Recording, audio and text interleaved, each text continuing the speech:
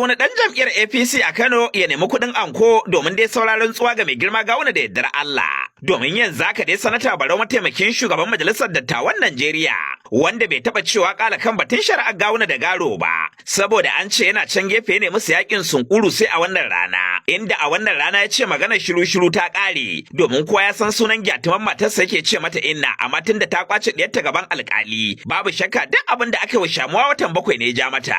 Da haka ya ce a gaya wa 'yan jam'iyyar NNPP dan Allah su yaƙuri. Saura kiris APC za ta karɓi Kano Gawuna da Garo su zama gwamna domin ci gaba da ɗorawa da abubuwan alhairi. DSP Sanata Barau ba shakka wannan kalamai nasa a wannan rana su ne kalamai mafi muni da zama abin firgici ga duk wani ɗan kwankwasiya a Kano yaro da babba kai haɗa ƙarshen matsayi wato zuwa kantoma. Na san dai a wannan rana ba su da sukunin samun yin bacci salin alin ba tare da ƙwayar zamani ba. Domin kwa ya ce ba makawa Gawuna zai karɓi Kano da Garo kai kuma ka san cewa Barau baya magana banza sai ya haɗa ya tantance ke faɗi ya sa a saki a gari ta je kunnen 'yan gari. Ya kuma faɗa hakan ne a ofishinsa yayin da ƙungiyar mataimakan ciyamomi ta Kano suka kai masa cappa.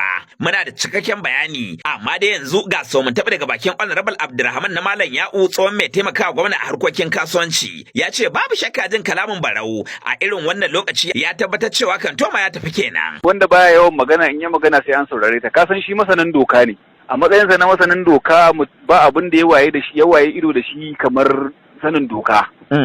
To a matsayinsa na wanda ya san doka shi yasa yake takatsantsan wajen yin magana saboda kar a ce ya ce. Wannan dalili ne yasa kaga baya yawan magana akan shari'a tunda ita shari'a mace mai ciki ce duk da ya ne ana scanning yanzu a ga me za ta haifa. To amma Allah kan yi scanning kenan.